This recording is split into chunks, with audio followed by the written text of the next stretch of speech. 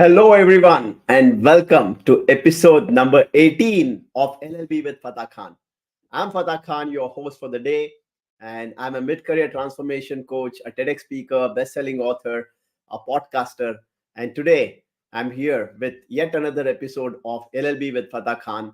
And the reason I started this Legendary Leadership Bites, which stands as LLB, is because I was there in corporate for 17 long years. And in that, about 7+ years were where I was in the middle management, the leadership roles, right? And I realized when you are in that role and when you are not able to do that role, right? Because not just because you don't have the intent, but many a times because you don't have the right skills, then you struggle at that stage. And I went through a lot of struggles during my leadership roles. And then I realized that a lot of people go through these struggles. And that's where I made my mission, where 4 years back, I quit my job and got into this, where today my mission is to help transform mid career professionals into legendary leaders. With that mission, I'm here with you on yet another episode of LLB with Fatah Khan. So, what's the topic today? Today's topic is very interesting. It is on middle management. Why middle management is the hardest job? Have you ever thought of it? Right? Are you somebody who is a middle manager or going to be there soon or also aspiring to be there? If you are one among them, then this is for you, right? And I was there as a middle manager quite a few years back, and I realized this is the hardest job. And let me bring upon with you some of the challenges. Of course, there are a lot of challenges when you are a middle manager in that particular role. But what are the top three challenges that actually comes in the middle manager's way, which makes the job very hard for them? Number one is middle managers, as the name itself says, mid managers or the middle managers are actually caught up between the executives and the team members. Right? They are more like the sandwich. They are caught up like the sandwich between the executives and the team members. So that is one of the biggest challenge because there is a communication that's happening at the higher level, the executive level, and middle managers are supposed to take it to the lower level, right? And if there is any communication gap, then what happens is many a times it backfires and it can be a big mess in the teams and in the organization. That's one of the challenge. What is challenge number two? Challenge number two is now middle managers are responsible for translating whatever is given from the higher management, the executives, and getting the work done from the lower teams, right? The team members. So the second challenge here is when it is coming from the higher executives, the middle managers have to understand whether it is practical or not, and they still have to get the job done by the team members where there are many challenges with comes with people's, right? Probably like in terms of like recruitment, in terms of people moving out, recession, lot of challenges comes at this particular level. So this is challenge number two. And what is challenge number three? Challenge number three is middle managers often lack the autonomy, right? What does that mean? The power to make the decisions.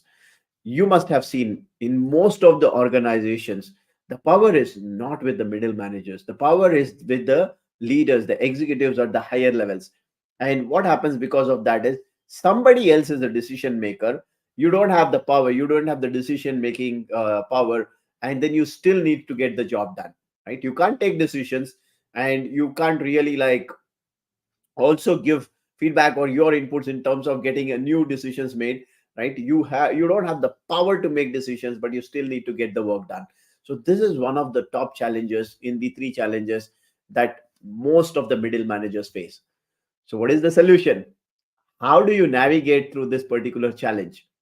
And I'm going to share with you five things that can help you as a middle manager, if you are a middle manager or going to be a middle manager, how you can navigate through these challenges and not only sustain or survive in that particular role, but you can also succeed in that role.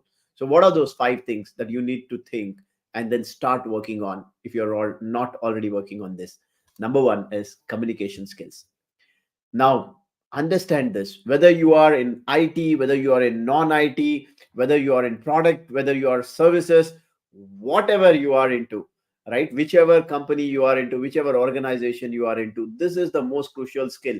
if you are at a middle manager level.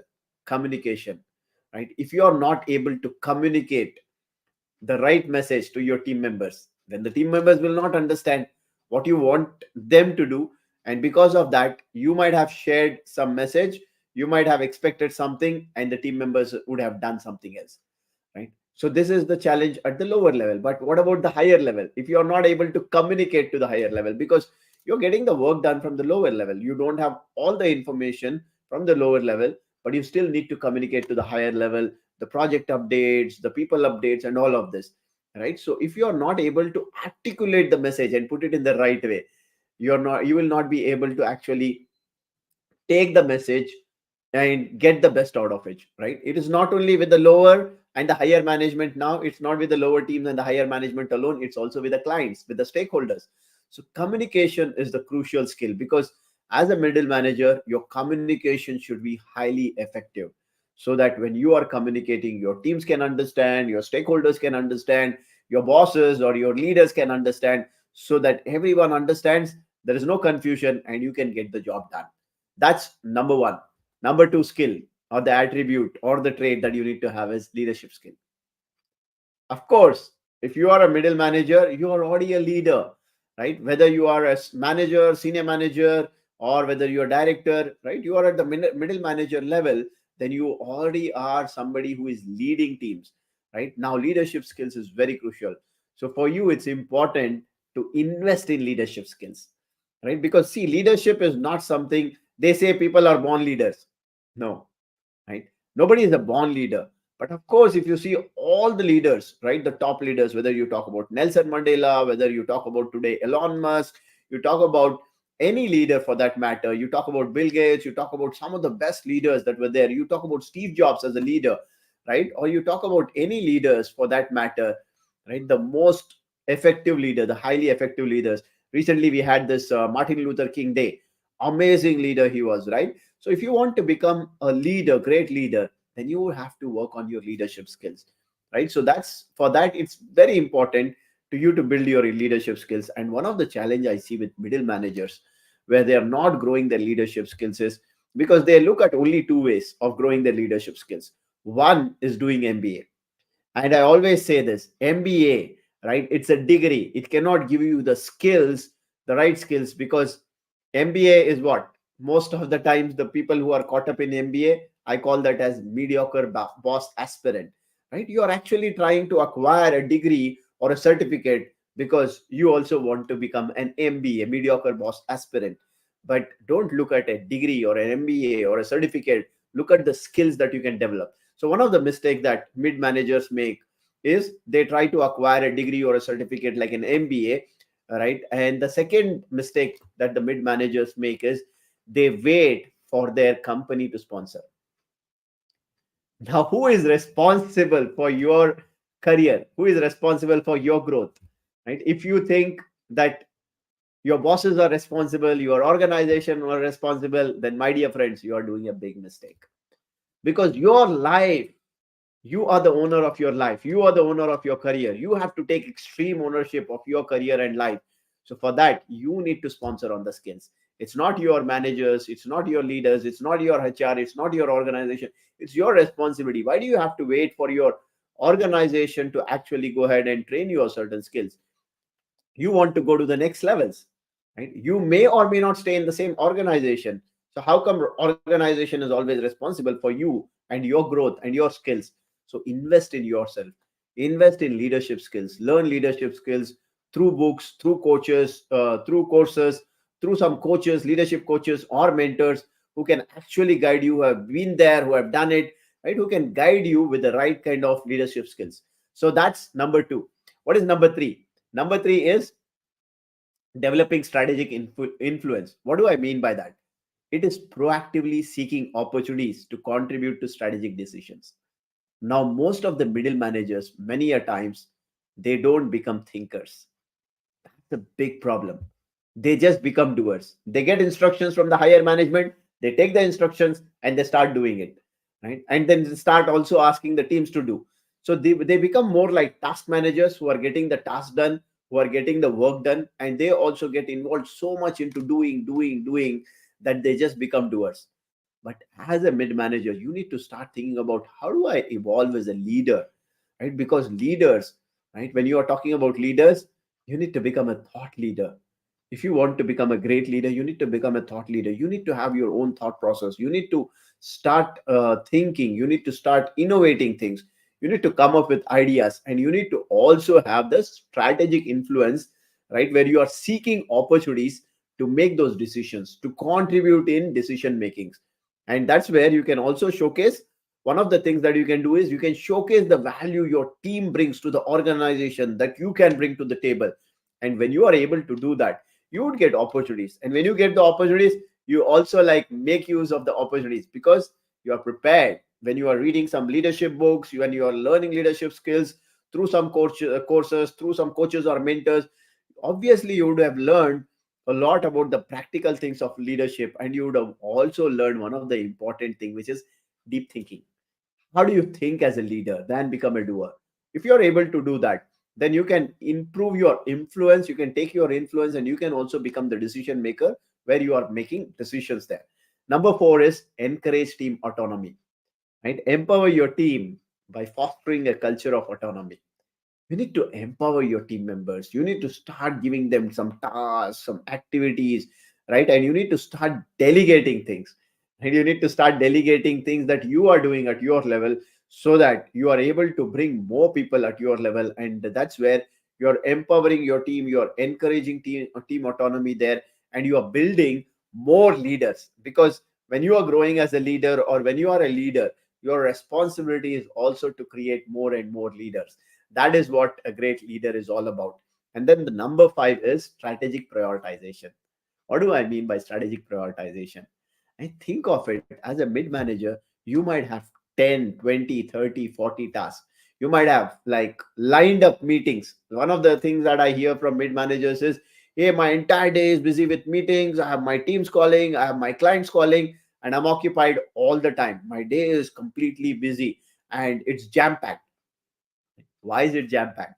Why is it so busy? What kind of meetings are you doing? How much time are you spending in these meetings? Are those meetings necessary?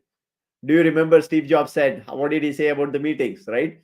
And how, like, such a big organization like an Apple would have stand up meetings for just few minutes to ensure that the review is being done rather than wasting a lot of time in the meeting rooms, right? Because most of the corporates, like most of the middle managers or the managers, waste their times in meetings. Meetings have become like more like it's just like an activity planned for the day, which is just being busy, not being productive. So you need to prioritize. Strategic prioritization is important. You need to prioritize what is important. What is that can take my team to the next level? What is that can take my organization to the next level? What is that is important for my clients right now? Rather than I thinking of, okay, some activities which are not prioritized, I'm doing that as well, I'm doing the other as well, I'm doing the other as well.